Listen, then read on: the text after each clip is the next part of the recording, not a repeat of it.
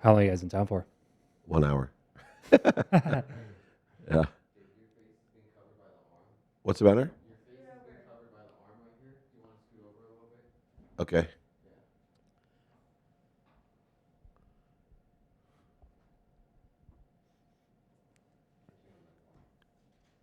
You even got a cough button. Yeah, I know, right? Pretty cool. Oh, okay, see. Matt was moving me over because they got this shot on me, Matt. It's not what you see there. They got this shot on me. Okay. Want me move more to the right?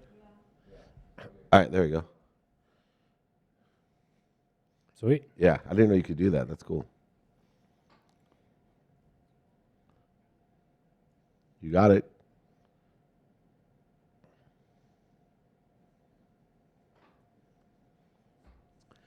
We are here at Blue Wire Studios at the Wynn, and I have the incredible Travis Chappell. He is the founder and CEO of Guestio.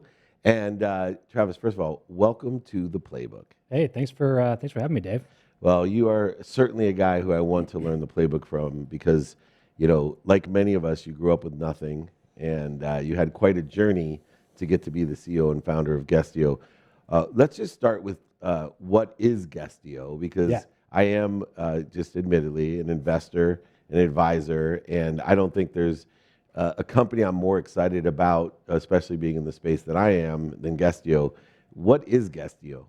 Yeah, Guestio is essentially a guest and talent booking marketplace for people like you, people like me who have shows and are looking for high quality guests to interview for those shows, but maybe they're not as blessed in the network area as some of us might be. And so you can go to Guestio and book some of your favorite potential guests for your shows if you just have a little bit of budget for them. So think of it kind of like Cameo, but instead of buying a 30-second happy birthday shout out, you're buying a 30-minute interview with somebody that you really want to interview for your content channels.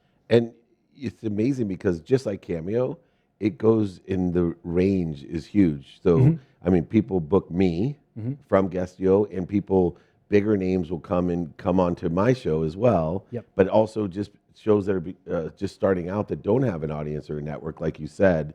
It facilitates the whole array of all the shows here for Blue Wire. They could put there to someone that's just a startup that needs some real credible content. Exactly. Yeah. Credible. I mean, that's the key word right there is good, credible content. Because when you're first getting started, like I was back when I got started, nobody knows who you are. And it's hard to get people to know who you are, let alone care about what you have to say. And so the way that my workaround for that when I got started was, well, I just go and talk to people who people do care about hearing from. And then eventually they started caring about what I said too. Yeah, and that's exactly, and it works every day. But it does take time, and it takes repetition.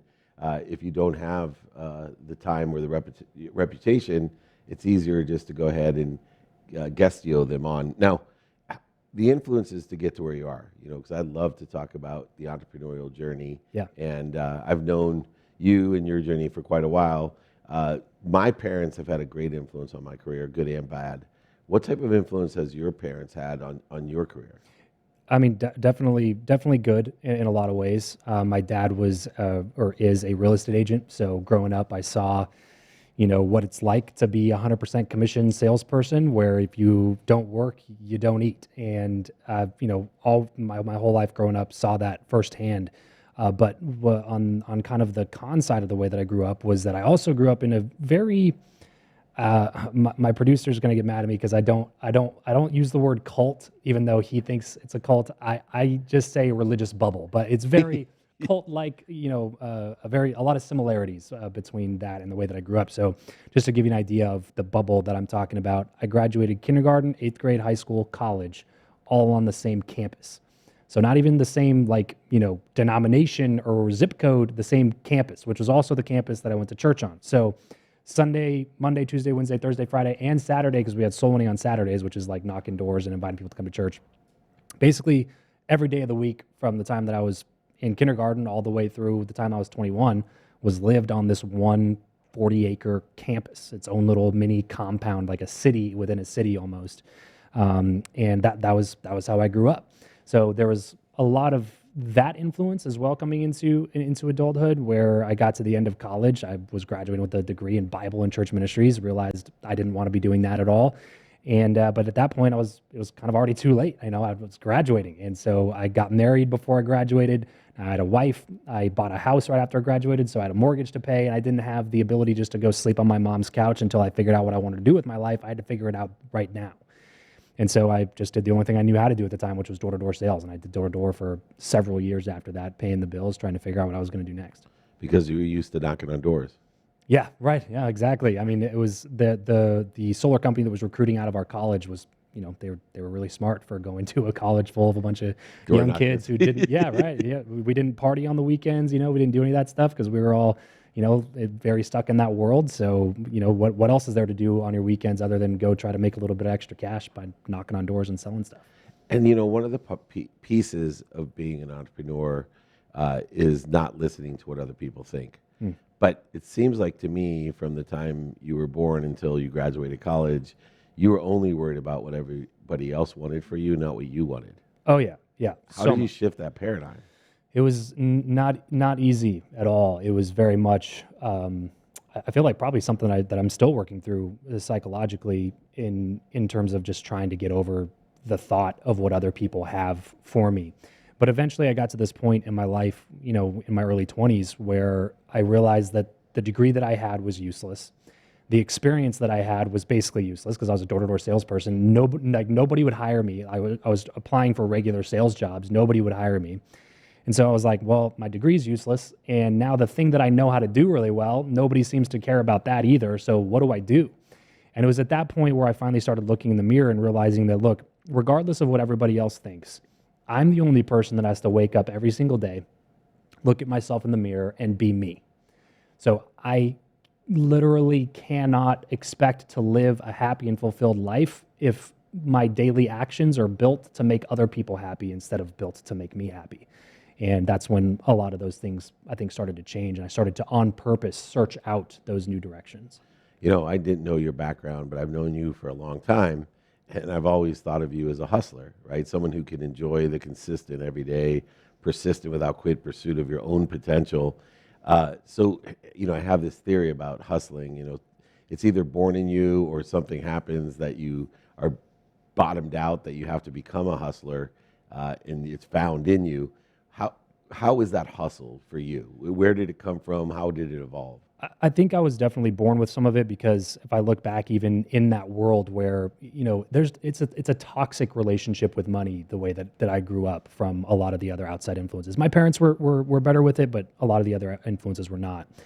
And so coming out of that, I still, even in that world, was still trying to hustle and make a dime here and there. I started a landscaping company before my senior year of high school. I was bringing stuff to school to sell to the other kids. I think that was like born in me. But then in early adulthood, like I said, when I had a mortgage to pay and I had a wife and I had bills and all these other things, and then I knew that I wasn't going to be in ministry and I knew that I didn't want to keep doing door-to-door forever.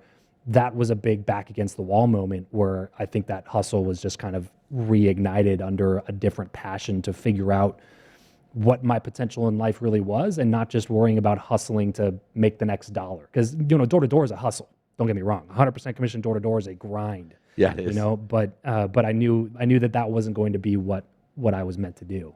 And so at that point, I think it just kind of reignited it in a different direction in the personal development, self-education space. Because that was the first time I'd ever really downloaded a podcast or read a book. Was at that time in my life where I was like, man, I don't know what I'm doing. I don't know what I'm doing here. I got to figure this out. One of the interesting things in my career was I became a faith-based entrepreneur, and that faith has taken on many different forms. But that faith has always allowed me to bring my higher power of thinking, my ideas, to life. And Guestio is a manifestation in my mind. I've seen historically and evolutionary how you've manifested, this company through building your own career, seeing a need, fulfilling the need, and materializing the need into a company with a product, solution, and service all in one. It's terrific. What type of influence did your faith, because you were forced into faith, how much is it a faith-based entrepreneurship that you're bringing your ideas to life, or do you see some other type of methodology to the manifestation, because you're really good at it. You bring ideas to life, but you have a certain methodology. I was wondering if you have ever thought about how have you utilized faith or no faith in order to effectuate that? Yeah, I think that it has a direct influence over the way that I view the world, because regardless of your religious beliefs, when I look at what that pastor did at the place that I grew up at, it was still a manifestation, bringing something to life that didn't exist before, because he took over the church when there was 12 people in it. And then by the time I left, there was 7,000 members of the church, 1,000 student college, and 500 kids in the K through 12, all private enrollment with only church members, and a publication ministry, and best-selling books and all this stuff that came out of nothing. And I think that I saw a lot of that growing up. And I think the part where they messed it up was the almost over glorification of man in those contexts, rather than the amplification of the religious side. But I think what I was able to do with that kind of in business was use those things as a framework to be able to develop into. And so a lot of these personal development things, and even business development things, were a lot of things that I saw firsthand growing up. And I think that had a major influence on the way that I started navigating throughout my own career. But in terms of the actual spiritual fruition of the things that I put together, I don't really look at it as much of a faith-based practice, because to me it's so much more practical than that. Like, it's something that I can really wrap my mind around, and it's really just kind of simple to understand. It was just like, I took action in a direction. I realized there was a big problem that I had that a bunch of other people were also having, and that you could solve that problem if you could figure out some sort of a way to fulfill that problem with a product or a service. And then, started with a little bit of service-based, and then started turning that more into a product. And I think that it was just so measurable. But the manifestation of that, I think, is something that I definitely saw a lot of growing up. And how difficult was it for you to learn how to network when you have such a closed bubble environment?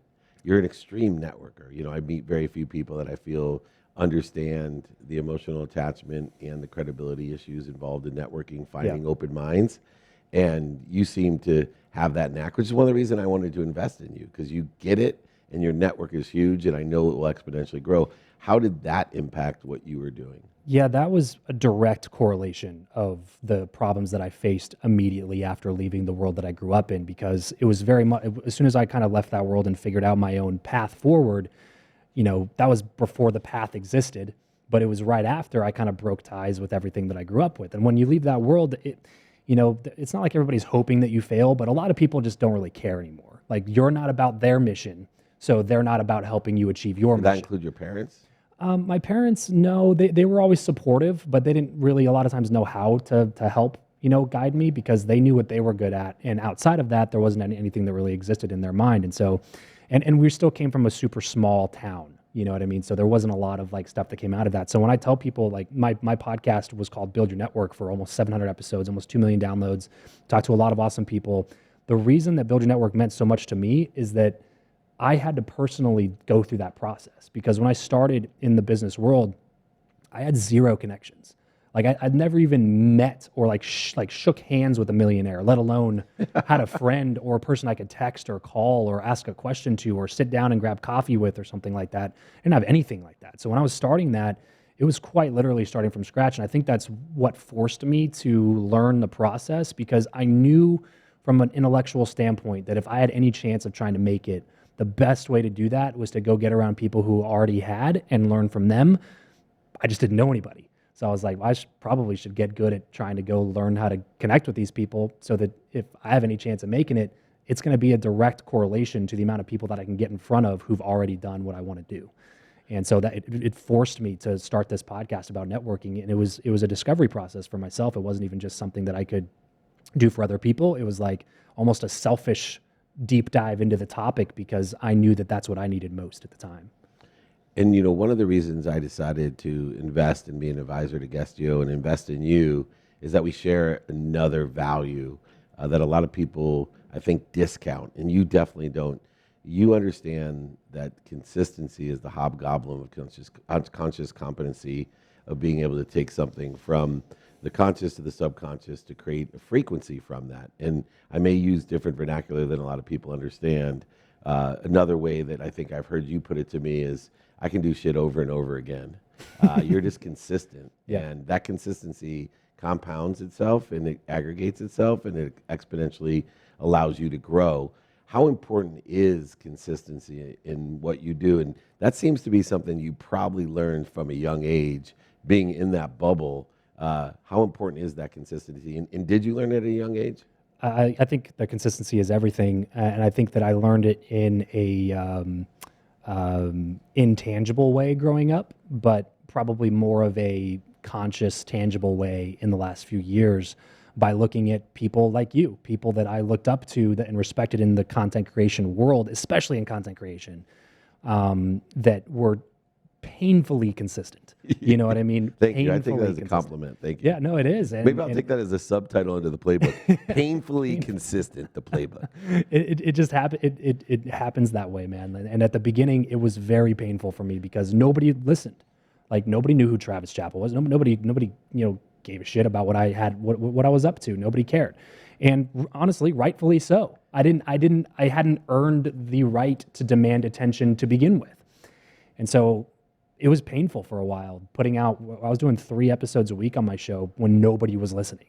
Like 3 interviews every single week is a difficult release schedule to keep up, even when you have a bunch of people who are listening to your show. But when you're putting in that much work and it's like crickets every time you release an episode, it's that much more difficult to get back up the next week and start recording more episodes and flying out to guests and making sense of these expenses that don't even really make sense on paper because you can't track the ROI, but you just have faith that it's going to come back in some point in the future. Like that's painful consistency right there. But I think that it's everything. And then once you do it one time and you start to get on the other side of the pain, you start to realize that that's really the point where most people give up, is they're not willing to be painfully consistent. So they don't get to the reward at the other end. I liken it to playing the guitar because when I first started learning playing the guitar, I literally, Dave, used to think to myself, maybe I'm just one of those people that can't learn the guitar, Right, you know, I feel because that. like it was literally painful on my fingers to keep the strings down. And I would try to strum a chord and it would just be buzzing and making all these weird sounds. And I was like, this sucks. Like, it's not fun to practice. It's not fun to like play this music like I thought it was going to be. Maybe I just can't play the guitar. And then after like 3 months, something magical happens. And you get these little things on your fingers called calluses. And then when you press down on the strings, now all of a sudden the strings stay down. It doesn't buzz. And you have a clean, chord. And then you can play another chord. And then your chord transitions get better. And then you're like, oh, this is actually kind of fun. Most people will not build the calluses. And that's what consistency does, is it builds up those calluses. It allows you to be able to move on to the next step of the process. I love that. Build the calluses. From bubble to billions, Travis Chappell, CEO and founder of Guestio, which I'm an advisor and gladly an investor in. Please check them out at Guestio, especially if you have a podcast or need any guests at all, small or large, it doesn't matter. We're here at Blue Wire Studios at the Wynn. I'm David Meltzer. Thank you so much. This is the Playbook. All right. Lancaster, California.